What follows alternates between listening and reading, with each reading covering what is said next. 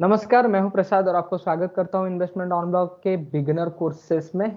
हमें ऑलरेडी एक चैप्टर शुरू कर दिया है, investor should know about stock and shares. इस चैप्टर में हमने 2 पार्ट ऑलरेडी कवर कर चुके हैं।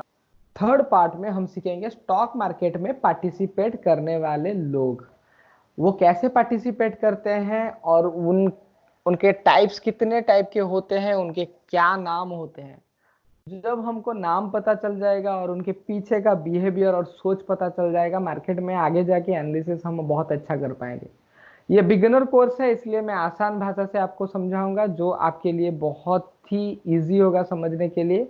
और ये जो जार्गन आप सीखेंगे, कहीं पे न्यूज़ पढ़े या सुने, तो आपको इजी होगा बड़े बड़े एनालिसिस के बात सुनने के लिए। तो देर ना करते हुए शुरू करते हैं। पहला जो पार्ट है टेक्निकल एनालिसिस। टेक्निकल एनालिसिस होता क्या है? टेक्निकल टूल्स यूज करके वो एनालिसिस करते हैं स्टॉक मार्केट को। तो इसको मैं आसान भाषा में अगर समझाऊं, आप किसी बाजार में जाते हो, नया बाजार है, आपको पता नहीं यहाँ पे क्या क्या प्रोडक्ट्स मिल रहे हैं और आपको भूख लगा, तो आप क्या खाओगे? तो आपको तो आइडिया नहीं है कहाँ पे क्या बन रहा है क्या नहीं। तो आप सबसे अच्छा फूड खाने के लिए क्या करोगे? देखोगे कहाँ पर भीड़ ज्यादा है, उस भीड़ के जगह पे चले जाओगे। उसके बाद देखोगे कि कौन कौन से डिशेस अवेलेबल हैं। आप अगर वेजिटेरियन है तो वेज के डिशेस भी देख सकते हो, लोगों के हाथ में अवेलेबल है। और कुछ नॉनवेज के डिशेस भी हैं, लोग खा रहे हैं, तो आप उसमें एनालिसिस कर सकते हो।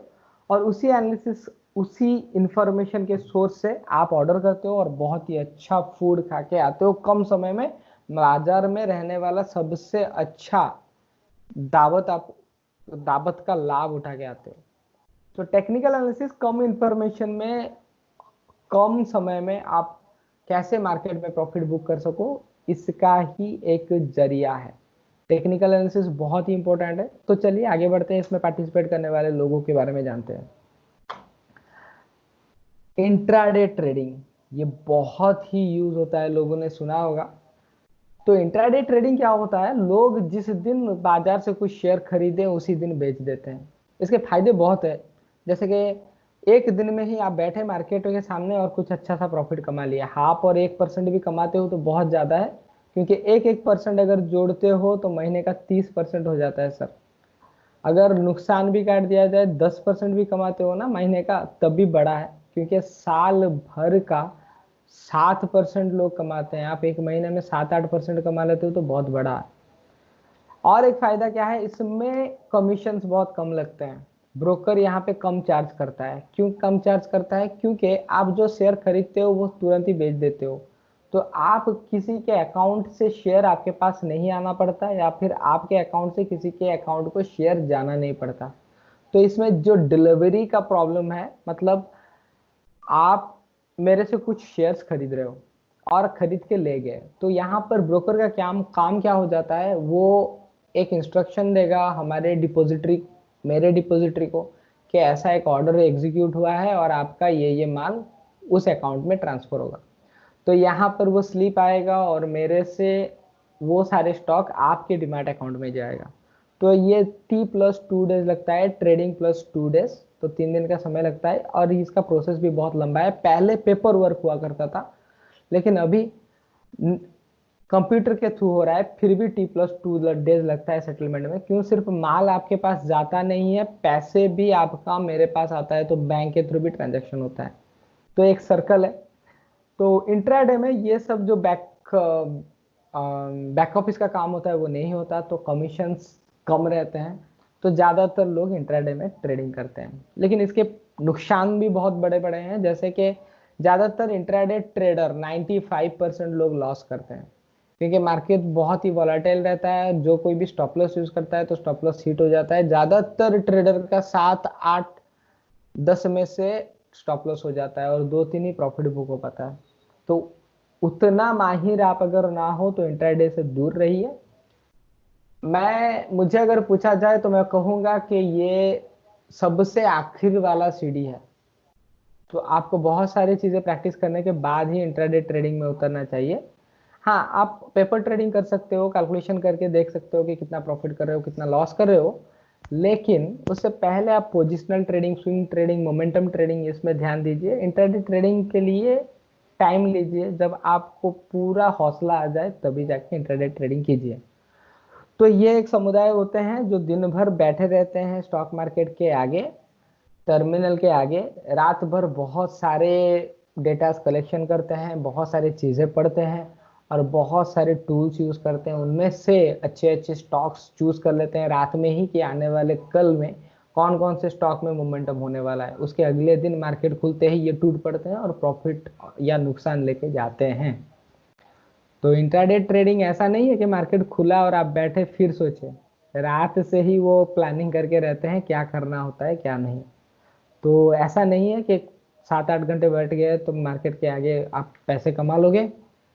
इसके पीछे बहुत सारा काम होता है, आपको स्टॉक एनालिसिस करना पड़ता है, स्क्रीनर यूज करके अच्छे अच्छे स्टॉक्स डिसाइड करना पड़ते हैं, उसमें कैंडल चार्ट एनालिसिस करके बहुत सारे इंडिकेटर डाल के आप चूज करते हो। 20-30 स्टॉक एनालिसिस करने के बाद 2-3 स्टॉक ही आपको मिलते हैं, तो इसमें बहुत सारे घंटे लगते हैं। अगर इतना समय आप नहीं देते हैं और इंट्राडे ट्रेडिंग में बैठ जाते हैं मार्केट के सामने, तो आप पैसा नहीं कमा पाएंगे। तो ये एक पार्टिसिपेशन हो गया, ऐसे पार्टिसिपेट कर सकते हैं। और पोजिशनल ट्रेडिंग, टेक्निकल टूल्स के द्वारा आप पोजिशनल ट्रेड कर सकते हो। पोजिशनल ट्रेडिंग में आपका थोड़ा रेशियो बढ़ जाता है प्रॉफिट करने के लिए। आप कंटिन्यूअसली कोई शेयर का मोमेंटम देखते हो, 2-3 दिन से बढ़ रहा है और आने वाले समय में बढ़ेगा, इसके फंडामेंटल्स देखते हो अच्छा है, इसका ट्रेंड देखते हो अच्छा है। जनरली शेयर्स ट्रेंड तोड़ते नहीं, अगर तोड़ते हैं तो कम समय के लिए फिर से वापस ट्रेंड में आ जाते हैं। तो पोजिशनल ट्रेडिंग में आप पार्टिसिपेट कर सकते हो। एज ए बिगिनर लोगों के लिए मैं कहूंगा कि पोजिशनल ट्रेडिंग में ध्यान दे। और ट्रेडिंग जब भी करें टेक्निकल एनालिसिस के थ्रू जो भी कॉल जनरेट होता है आपको ट्रेडिंग के लिए दिया जाता है, तो स्टॉप लॉस जरूर यूज करें। स्टॉप लॉस के बारे में हमने एक चैप्टर भी बनाया है, आगे जाके मैं आपको बताऊंगा। अभी के लिए पोजिशनल ट्रेडिंग बिगिनर के लिए बहुत ही फायदेमंद है। दूर का एक स्टॉप लॉस रहता है, बहुत अच्छा तगड़ा टारगेट भी रहता है। तो पोजिशनल ट्रेडिंग में 7-8-10% का मुनाफा भी कर सकते हो एक एक ट्रेड में। तो इसमें बहुत सारा पार्टिसिपेशन रहता है। पोजिशनल ट्रेड जनरली ऐसा होता है, आपको 2 दिन 3 दिन 1 महीना या 2-3 वीक के लिए होल्ड करना पड़ता है और ये टेक्निकली जनरेट होते हैं, तो इसमें स्टॉप लॉस जरूर यूज करें। थर्ड वाले जो यूज करते हैं वो है long term trading. Long term trading मतलब कुछ इवेंट रिलेटेड, न्यूज रिलेटेड या फिर फंडामेंटली स्ट्रांग कुछ आइडियाज है स्टॉक के ऊपर और उसके साथ ही मोमेंटम और ट्रेंड बहुत ही पॉजिटिव है, तो आप जो फंडामेंटल डेटा है उसको ट्रेंड के हिसाब से डाल के आप बोल रहे हो कि ये स्टॉक बहुत आगे जा सकता है। तो पोजिशनल ट्रेडिंग में भी ये जाएगा, लेकिन लॉन्ग टर्म ट्रेडिंग में आपको 2 महीने 3 महीने वेट भी करना पड़ सकता है। तो ज़्यादातर लॉन्ग टर्म ट्रेडिंग में अगर न्यूज़ आ रहा है कि कोई कंपनी या कोई सेक्टर के ऊपर अच्छा न्यूज़ फ्लैश हो सकता है या फिर गवर्नमेंट उसके ऊपर चिंता कर रहा है और आप वो शेयर खरीद रहे हो, तो ये एक लॉन्ग टर्म ट्रेडिंग प्रोसेस हो सकता है। तो लॉन्ग टर्म ट्रेडिंग में ये 2-3 महीनों से लेके 1 साल तक भी आप होल्ड कर सकते हो। लेकिन ये शेयर को आपने किस लिए खरीदा था इसके प्राइस के हिसाब से, तो इसके प्राइस का एक स्टॉप लॉस लगाइएगा और उसके साथ ही साथ एक टारगेट फिक्स करिएगा। अगर स्टॉप लॉस हिट होता है तो स्टॉप लॉस में निकल जाइए, अगर टारगेट हिट होता है तो टारगेट में निकल जाइए। तो स्टॉप लॉस जो होता है आप मन से नहीं लगाए, स्टॉप लॉस जो ट्रेंड के हिसाब से आप शेयर उठा रहे हो उसी के हिसाब से ही आप इसको लगाए, तभी जाके आपको अच्छा फायदा मिलेगा। वैसे ही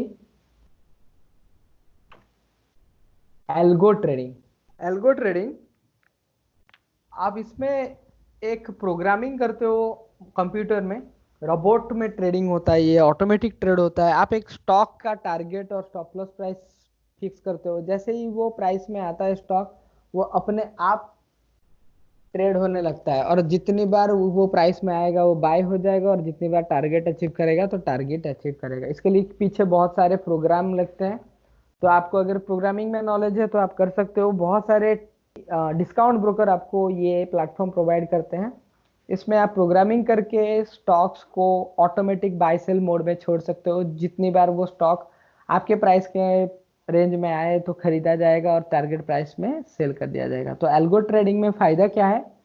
एल्गो ट्रेडिंग में आपका इमोशंस काम नहीं करता। जैसे कि मैंने एक स्टॉक 100 रुपए में खरीदा है और उसका टारगेट 110 रुपए है। जैसे ही 108 जाएगा मुझे डर लगेगा कि 110 जाएगा या नहीं, मैं प्रॉफिट बुक करके निकल जाऊंगा।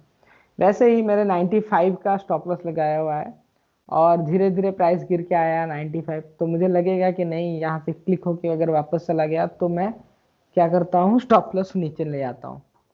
तो ऐसे प्रॉब्लम के चलते आपका जो ट्रेडिंग डिसिप्लिन है वो टूट जाता है। इसके लिए आपको बहुत सारा नुकसान उठाना पड़ता है।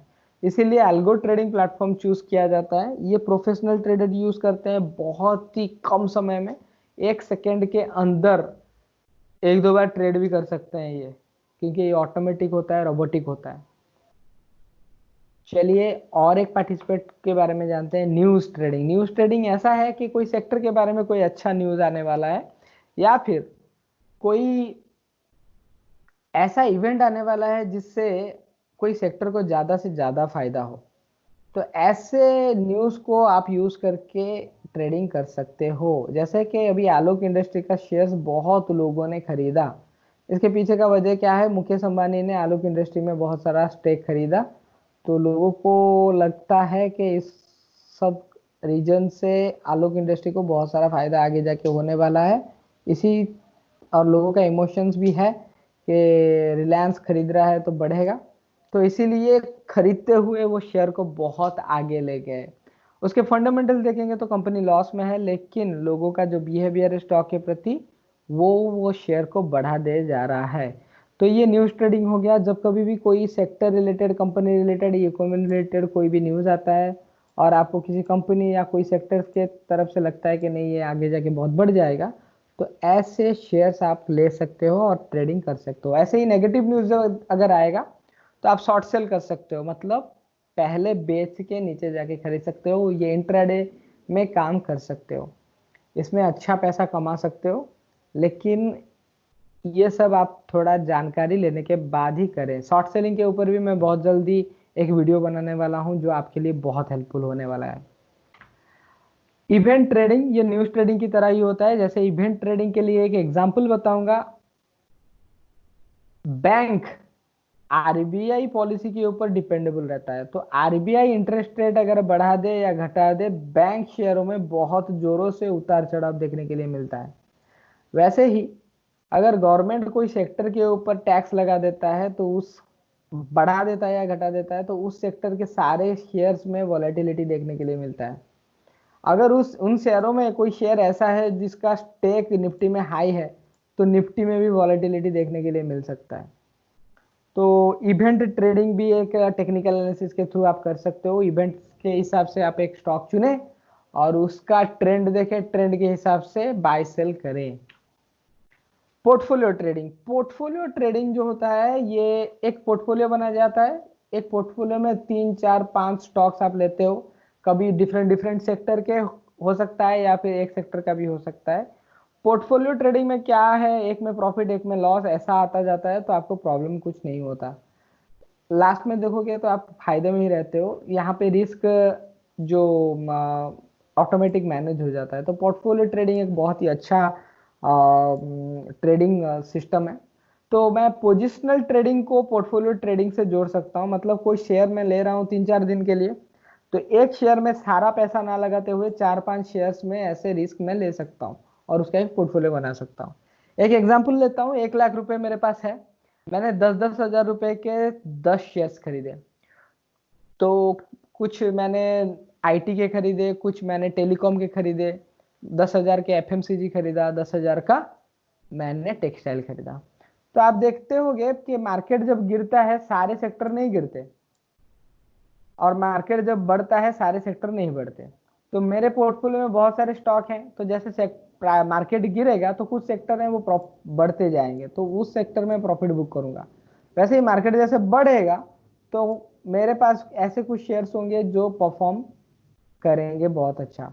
तो बाय डिफॉल्ट धीरे धीरे मैं ज्यादा से ज्यादा प्रॉफिट करता जाऊंगा।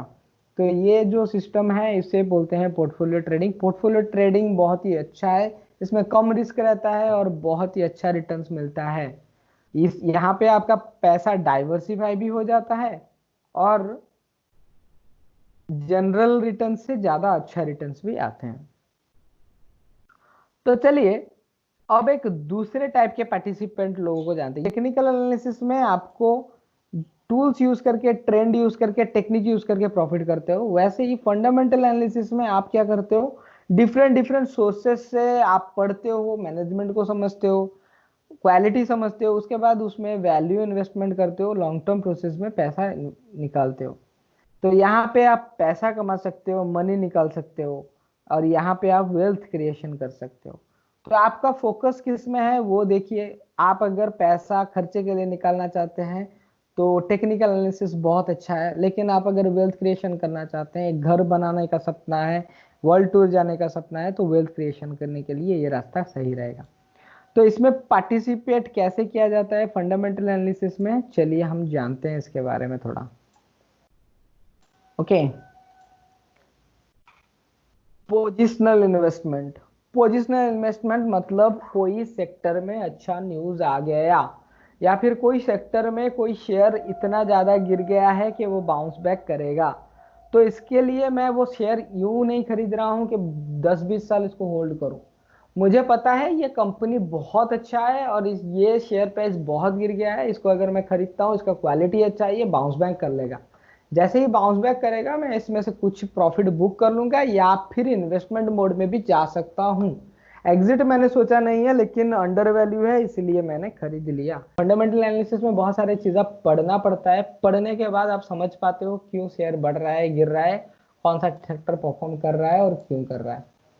तो पोजिशनल ट्रेडिंग आपका 1-2 महीने से लेके 1 साल तक या 1.5-2 साल तक हो सकता है, लेकिन इसमें प्रॉफिट भी बहुत अच्छा मिलता है, 20-30%। ऐसा भी होता है डबल से ज्यादा भी पैसा आपका बन सके।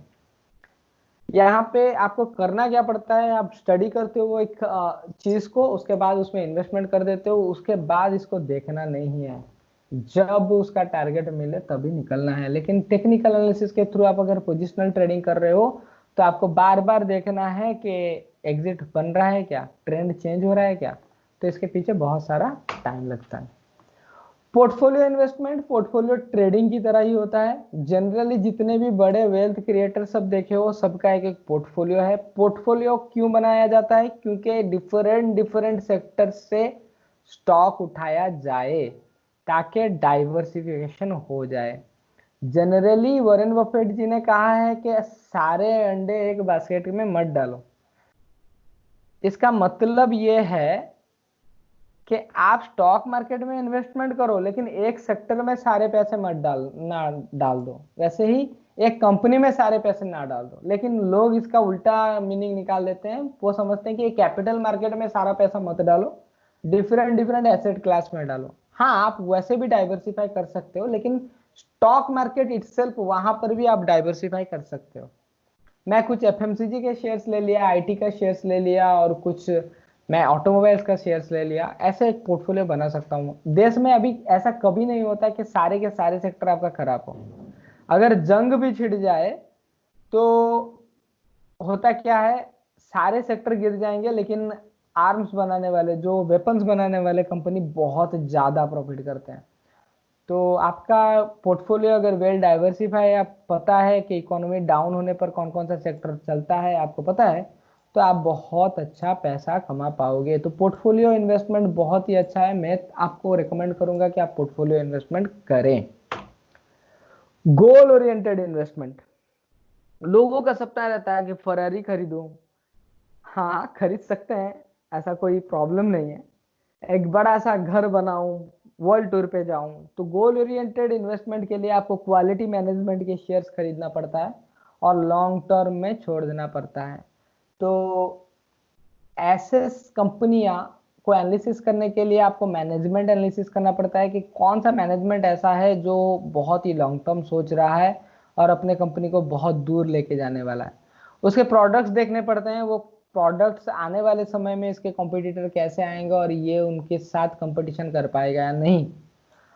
वैसे ही आपको एग्जिट भी पता होना चाहिए, अगर कंपनी में कोई चेंजेस आ रहा है तो आपको चेंज होके निकल जाना है। तो गोल ओरिएंटेड आपके गोल को लेके कुछ स्टॉक्स आप उठाते हैं, इसमें पोर्टफोलियो बनाया जाता है और different different asset class, different different sector से शेयर्स उठाया जाता है।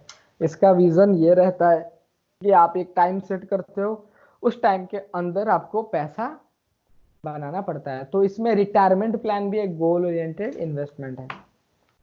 डिविडेंड इन्वेस्टमेंट, डिविडेंड इन्वेस्टमेंट क्या होता है? कंपनियां जब अर्निंग्स बहुत अच्छा करते हैं, आपको वो अपने अर्निंग से एक पार्ट देते हैं, उनको कहा जाता है डिविडेंड। डिविडेंड में टैक्स नहीं लगता, इसीलिए ये सबसे ज्यादा इंटरेस्टिंग है। आपने देखा होगा कुछ लोगों ने 1,500 रुपए में एमआरएफ का शेयर खरीदा था और 60,000 हो गया, तब भी नहीं बेच रहे हैं। फायदा क्या है? डिविडेंड है। तब वो कंपनी का अर्निंग जितना था, 1,000 रुपए में वो 2 रुपए 3 रुपए देता था, लेकिन आज के समय में बहुत अच्छा डिविडेंड यील्ड है आपका एमआरएफ का। तो वो इनकम डिविडेंड के थ्रू मिल जाता है, इसीलिए वो शेयर्स बेचते नहीं है। इसका एक छोटा सा एग्जांपल दे देता हूं। आप एक घर खरीदे और उसमें पार्टीशन करके या फिर पूरा घर आपने रेंट में दे दिया। 10 साल बाद देख रहे हो उस घर का वैल्यू बहुत बढ़ गया है, 10 गुना या 30-40 गुना हो गया है। ऐसा होता है रियल एस्टेट में, हमने देखा है। लेकिन आप तो बेचने वाले हो नहीं, लेकिन आपको एनुअली मंथली एक छोटा छोटा रिटर्न्स मिल रहे हैं उसके ऊपर रेंट के थ्रू। वैसा ही ये डिविडेंड इन्वेस्टमेंट होता है। जनरली रिटायर्ड लोग जो होते हैं वो अपना जो सेविंग्स होता है, उसका रिटायरमेंट मनी होता है, वो डिविडेंड इनकम शेयर्स में डाल देते हैं, ताकि सालों साल उनको कुछ डिविडेंड मिलता रहे, क्वार्टरली क्वार्टरली कुछ कुछ डिविडेंड आता रहे और वो खर्चा करते रहे। आप भी डिविडेंड रिलेटेड शेयर्स में इन्वेस्टमेंट कर सकते हो, इसमें शेयर प्राइस भी बढ़ता है और डिविडेंड भी बढ़ता है। लेकिन नजर रखें, ज्यादा डिविडेंड देने वाले शेयर्स उतना ग्रोथ नहीं करते। तो आपको एक एनालिसिस करना पड़ता है कि आपको ग्रोथ कंपनी में अगर इन्वेस्टमेंट करते हैं तो उसमें ज्यादा डिविडेंड नहीं मिलता। अभी बात कर रहे थे ग्रोथ इन्वेस्टमेंट, उसी के साथ ही ग्रोथ इन्वेस्टमेंट का पॉइंट आ गया। ग्रोथ इन्वेस्टमेंट होता क्या है?